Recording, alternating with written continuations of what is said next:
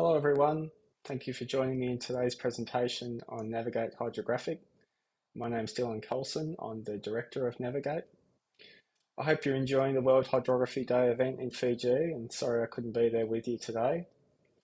In this presentation I'd like to give you a brief overview of what Navigate Hydrographic is and how it fits into the hydrographic pipeline. There are many types of software out there in our industry and all have their pros and cons. Navigate's no different. What I would like to demonstrate today is some of the unique features that Navigate has to help both hydrographic surveyors and their clients. Also give you a couple of short demonstrations of the software and so you can see it in action. In hydrography, there are three main groups the software falls into.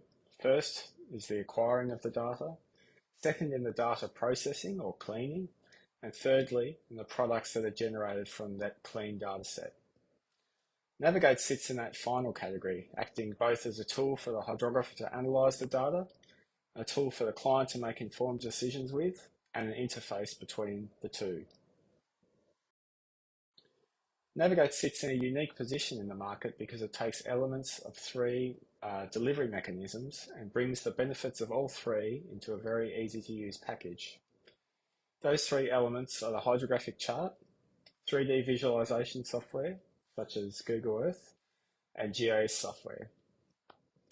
From a hydrographic chart perspective, Navigate acts as a vehicle to present hydrographic or depth information in a clear manner and allows the mariner or person interested in the depth of an area to see this clearly and easily. It does this in a 3D visualization style, a little like Google Earth, making it approachable for non-spatial professionals. It also incorporates some simple analysis tools like a GIS package that allow the user to obtain the information that is relevant to them in a few simple clicks. Navigate also acts as a great interface between hydrographer and client because it has the tools that both groups can use and allows the data to be transferred between the two in a protected format. Most hydrographic workflows are designed around the hydrographer using one piece of software and the client using something different. Navigate allows one piece of software to use for both purposes. This brings with it numerous benefits, but the main ones are the time saved by not producing charts, which in today's world with the skills shortage in the industry is very valuable for the hydrographer, and the time saved by the client allowing them to obtain the information they require without having to go back and forth to the surveyor asking for different products. In this first example, we're going to take a blank Navigate project, which I have here, and add in some processed survey data, which we might have exported from Quincy or Caris or AutoClean or any of the other processing packages. So to do that, we use the create survey package function over here on the left-hand side. And what this does is it takes our source file, which in this case is just a points file, and it converts it into the format required for Navigate and ties it in with all the metadata which I've pre-filled down here below. So I'll just pre-process that file. As you can see, it's got the date and time of the survey and the datum. All that information is written into the NSZ file, which is what this creates. So that's done its pre-processing now. It's got the metadata filled in, and we'll save that NSZ file and just save it to the desktop. It goes and does its thing, and it starts loading that data into the map in the background. And once that's finished, we can zoom to the survey, which is located in Adelaide. So as you can see, we've got our survey data loaded in, and that's now ready to get delivered to the client. So now I'm going to demonstrate what a client would do with this information that we just created. As we saw, we created an NSZ file, which is the survey data and the metadata tied together in a read-only format. And I've also got another file that will load into Navigate, just a GeoTIFF image. So rather than the client having to go and pre-fill all the metadata and create the NZ, the client can easily just take that NZ file and drag it straight into the Navigate interface. And that'll load the data and allow the client to go and interact with that data. So the client could do things like look at the data in 3D and look at the different features of the seafloor. They can adjust the color banding to actually look at a particular depth of interest or a contour of interest, for example, -5. They could also adjust the point size to either bring out the colors more or remove them completely and just look at the texture of the seafloor on grayscale hillshade. Or they can simply inspect the depth at a particular place. And to do that, it's a simple case of just left clicking and all the metadata that we entered into the NSZ comes with that file. And these labels can be saved as desired.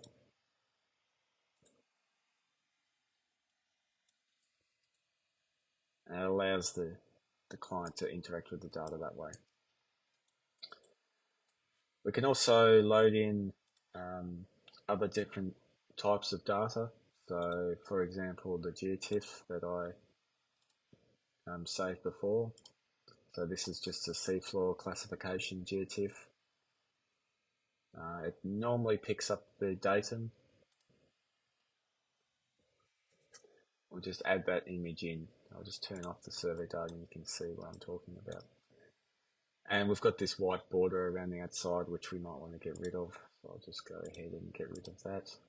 That's 254, 254, 254. And then there's our seafloor classification image underneath the survey data.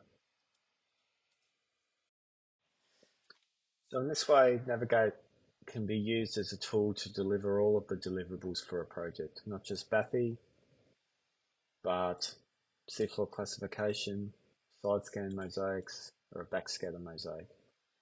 And these could all be stored in the one Navigate project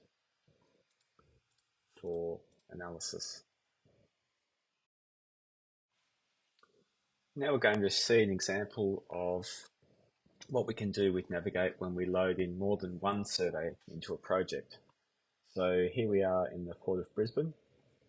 I've loaded in one survey of the turning basin at the port, and then I've also loaded in another survey, similar coverage, but excluding some of the berth pockets. So because Navigate actually has the metadata attached to both of these surveys, they'll actually automatically combine and the most up-to-date survey data will be shown over the top of the older survey data. However, the older survey data won't actually be deleted, it's just superseded like visually. So we can see that time difference visually by using the age color banding, where green represents new survey data and red represents the older survey data. So there's a couple of ways that we can visualize the change in seafloor in this area between the two surveys. Firstly, we can, well, at a basic level, we can just turn survey data on and off. So you can see that there's been some dredging in this area from the initial survey through to the most recent survey. We can actually use a cross section to compare the two. So if we draw through that area, you'll see that the red survey data has been superseded by the green survey data. We can also generate a surface difference image using our compare tool at the top here. So if we click that and we calculate the survey differences from the first survey to the second survey, it'll go and generate an image showing the differences. and it'll also calculate the statistics between the two surveys, so the mean difference and the cut and fill volumes. So if we drop the points size down or just turn off the survey data, you'll see that there's now that surface difference image shown in the background.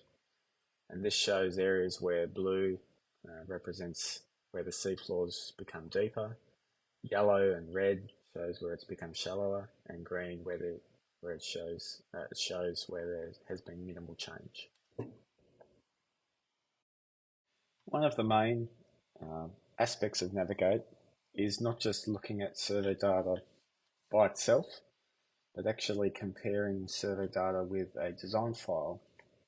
So in this example, in the port, we have a design file here, which shows all of the different areas of the port and the design depth that the port wishes to maintain the seafloor at. So the first thing we can do is actually use our design analysis view to see what depths are actually above that design depth. So in this turning basin where the design depth is 14 metres, we have some shallow spots right in the middle of the survey area. If we go and look at one of these berth pockets, you can see there's a little bit of data above design just along the key line there.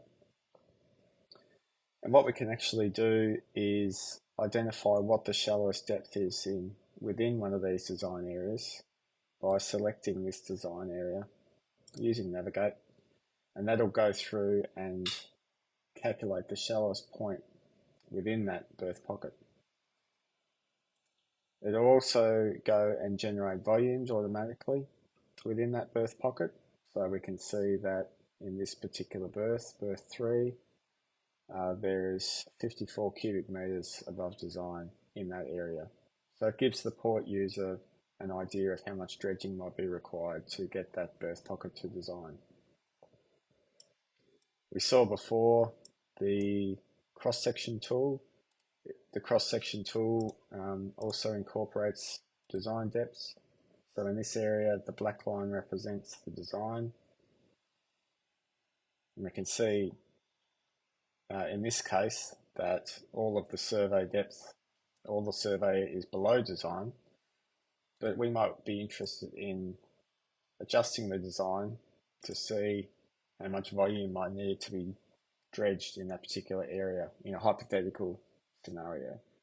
We can actually override the design in that particular area. So this is that central triangle. Currently it's 11 metres. If we take it down to say 12 metres, you can see that there's now an area of the seafloor that's above that 12 metres that would need to be dredged. So we're talking about 1,000 cubic metres. And also the cross section has been updated in real time. Reset that back and the cross section resets back. In our final example, we're going to take a look at a project where a lot more than 2 surveys have been loaded in. So this is a dredging project up in Broome in northwestern Australia, and all of the surveys conducted on that project have been loaded in. So it's 54 surveys in total. We have a look at the age colour banding. You'll see that it's a makeup of all different surveys. And all of the functions of Navigate still work with this number of surveys in the project. If we want to actually see the change in seafloor over time for the project, we can use what we call the timeline in Navigate. So that's up here at the top, the timeline function. And what this does is it plots each survey along a timeline down the bottom of the screen, where each survey timestamp represents a dot, is represented by a dot. So if we click on one of the dots, it'll go to that timestamp and show what the seafloor looked like at that time. So as you can see, there was a bit of dredging that occurred in this area, This is what the survey looked like originally. There was a large rock that was needed to be dredged out, and as the survey progressed, this was actually dredged out by the dredge on the project, and it gives you a feel for how that occurred over time, all the way through to the final survey, and you see that the rock is now gone. So the timeline's quite a unique feature. It's true four-dimensional visualization for the seafloor, and it's great for applications such as this, where significant changes have occurred in the seafloor, and Navigate can be used to present that information to the end user.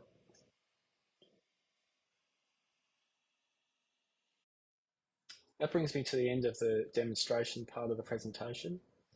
If you'd like to know more on Navigate, feel free to reach out to me via the email address there or on our website. So once again, thank you for your time. I hope you found the presentation of interest and hope you enjoy the rest of your day's events.